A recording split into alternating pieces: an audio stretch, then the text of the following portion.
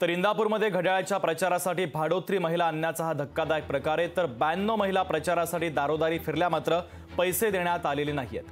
विद्याताई चव्हाण आपल्यासोबत जोडल्या जात आहेत। विद्याताई, स्वागत आहे। लोकशाहीमध्ये महत्त्वाची बातमी, प्रचारासाठी भाडोत्री महिला या आणण्यात आल्या। इंदापूरमध्ये घड्याळाचा प्रचार करण्यासाठी या महिलांना आणण्यात आलं, मात्र प्रचारासाठी ठरलेले पैसे दिले नाही असा दावा त्या महिलांनी केलेला आहे। तुमची प्रतिक्रिया अपेक्षित आहे।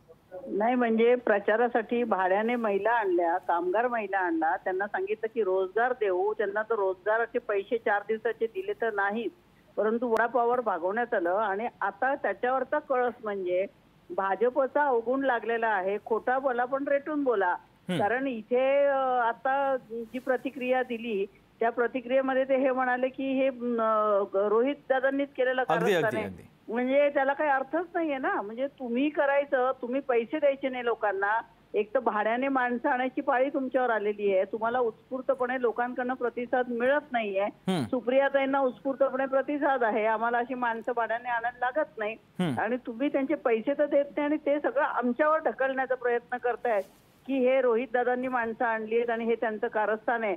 म्हणजे भाजपचा ढवळ्या शेजारी पवळ्या बांधल्यानंतर गुण लागतो, तसा गुण लागलाय भाजपचा खोटं बोलण्याचा। हा खोटारडेपणा लोक तुम्हाला निवडणुकांमध्ये दाखवून देतील। आम्हाला भावनिक करायचं नाहीये, आमचं पूर्ण सुप्रियाताईंनी जे काम केलंय त्याच्यावरती विश्वास आहे। पवार साहेबांचा बारामती आहे, तिथून बारामतीतनं सुप्रिया सुळे प्रचंड बहुमताने विजय होणार आहे, त्याच्याबद्दल आमच्या मनात बिलकुल शंका नाही। अगदी विद्याताई, तुमची महत्त्वाची प्रतिक्रिया या संदर्भातली पोहोचलेली आहे, तुर्तास धन्यवाद। लोकशाही मराठी ऐका, पहा, जागरूक रहा।